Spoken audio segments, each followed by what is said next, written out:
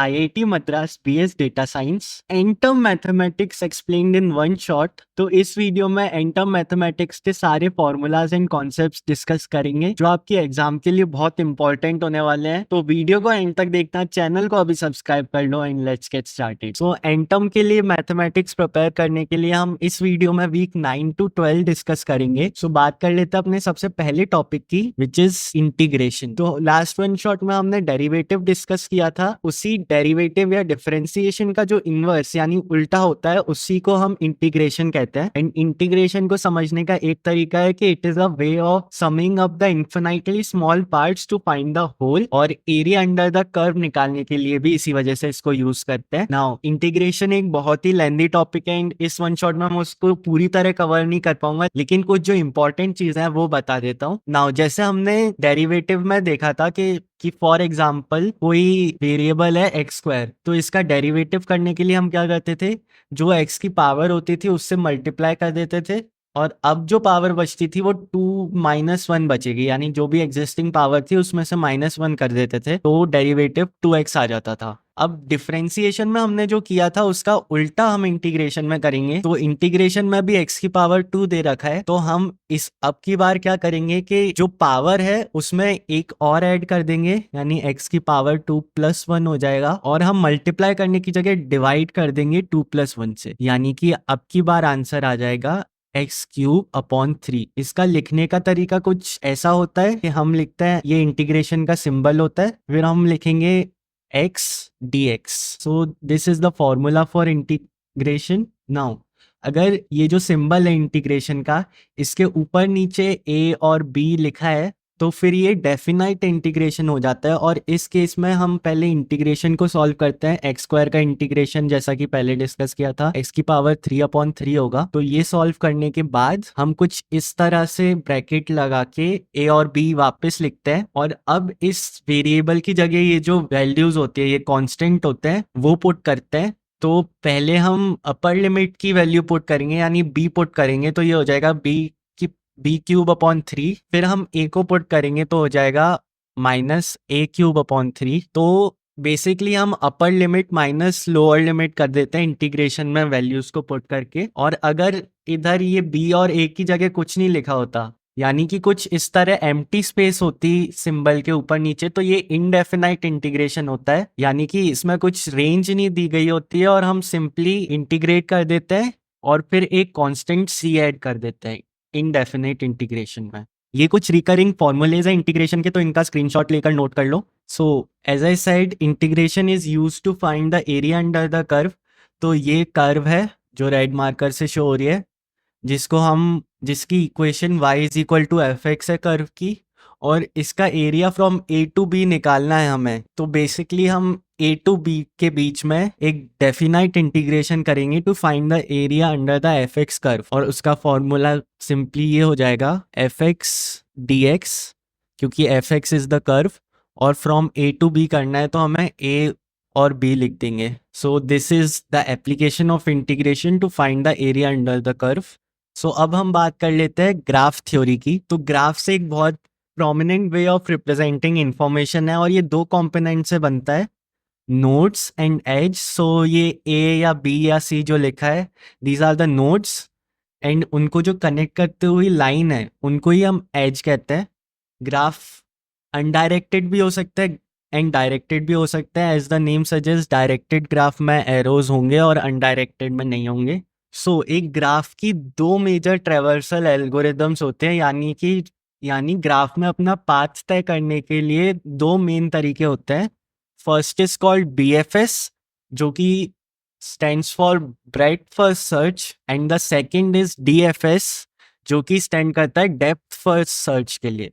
तो BFS में हम क्या करते हैं कि किसी गिवन लेयर से नेक्स्ट लेयर पे जाने से पहले हम ये मेक श्योर करते हैं कि उस लेवल के सारे नेबरिंग नोड्स हमने ट्रैवल कर लिए हैं कि नहीं। तो फॉर एग्जांपल 0 तो सोर्स नोड है, फिर हम एक लेवल नीचे जाएंगे तो लेवल 1 पे, जब हम 1 पे आएंगे तो हम 1 से नीचे ना जाकर पहले हम 2 पे जाएंगे फिर 3 पे जाएंगे, जैसा कि ये एरोज दिखा रहे हैं।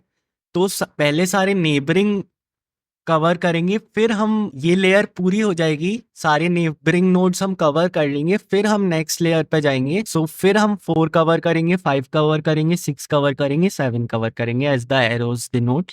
लेकिन डेप्थ फर्स्ट सर्च में इसका उल्टा होता है। डेप्थ फर्स्ट सर्च में हम सबसे पहले एक पर्टिकुलर ब्रांच कवर करते हैं। तो एज आई सेड, डीएफएस में हम पहले एक ब्रांच कवर करते हैं, चाहे उसके लिए हमें नेक्स्ट लेवल पे क्यों ना जाना पड़े।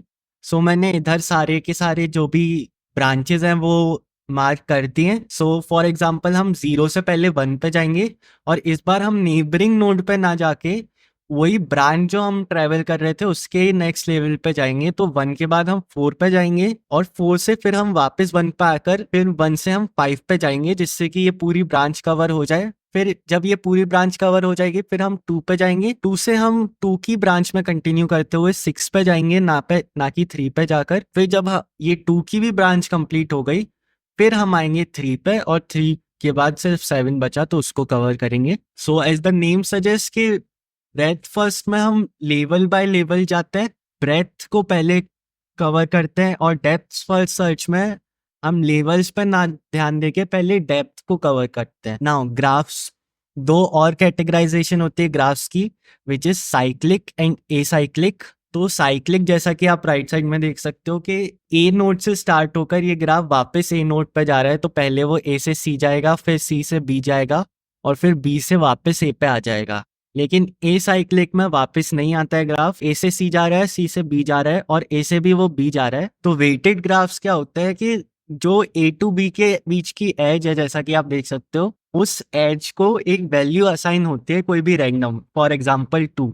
तो ऐसे ही सारी एजेस को जो वैल्यू असाइन होती है उसी को वेट कह देते हैं। अब इसकी एप्लीकेशन आती है शॉर्टेस्ट पाथ कवर करने में। तो शॉर्टेस्ट पाथ बेसिकली वो होता है जिसमें जो हमने पाथ ट्रेवर्स करा है उसके जो भी एजेस थे उनके वेट्स का सम करके जो लोएस्ट सम हम कर सकते, यानी हमें वेट्स के सम को मिनिमाइज करना होता है शॉर्टेस्ट पाथ निकालने के लिए। नाउ एग्जाम में क्या होगा कि हमें एंड क्वेश्चंस कुछ इस तरह के होंगे कि ग्राफ का शॉर्टेस्ट ट्रेवर्सल पाथ बताना होगा हमें। तो उस पाथ को फाइंड आउट करने के लिए ग्राफ थ्योरीज में एल्गोरिदम्स होते हैं। तो शॉर्टेस्ट पाथ को कवर करने के लिए हमारे सिलेबस में 3 एल्गोरिदम है, डाइक्स्ट्रास एल्गोरिदम, बेलमैन फोर्ड एल्गोरिदम, और फ्लॉयड वॉर्शल एल्गोरिदम। नाउ अब मैं भी इसको एक्सप्लेन कर सकता हूँ, बट उससे अच्छा है कि ये यूट्यूबर है जिसे मैंने भी पढ़ा था, माइकल सैम्बल नाम का, उसने बेसिकली इन एल्गोरिदम्स को 2-3 मिनट में ही समझा दिया है।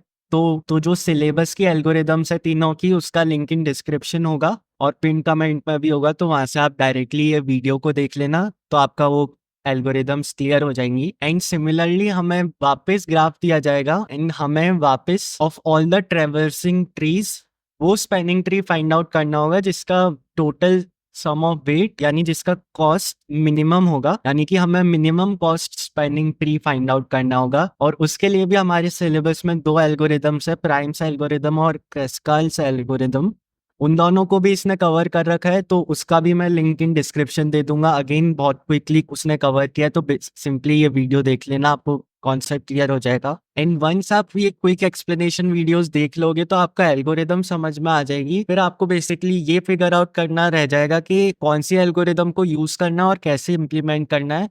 तो उसके लिए क्वेश्चन सॉल्व करो, वो सबसे इंपॉर्टेंट है, तभी आपको ये कॉन्सेप्ट समझ में आएगा और एग्जाम में इम्प्लीमेंट कर पाओगे। मैथ्स के एंड टर्म के नोट्स चाहिए तो वो मेरे डिस्कॉर्ड सर्वर पे मिल जाएंगे, लिंक इन डिस्क्रिप्शन होगा वो भी। एंड अगेन ये बहुत ही ज्यादा क्विक वन शॉट होता है, मैं बस इसमें कोशिश करता हूँ कि जल्दी से जल्दी आपकी हेल्प कर दूं। अगेन ये लेक्चर्स आईआईटी मद्रास के लेक्चर्स का किसी भी तरह से सब्सटीट्यूट नहीं है। डिटेल में चीज़ों को समझने के लिए और एग्जाम में पास होना इंश्योर करने के लिए वो वीडियो जरूर देखो। सो या that's it for this video. ऐसी और वीडियोस के लिए चैनल को अभी सब्सक्राइब कर लो, and I will see you very soon.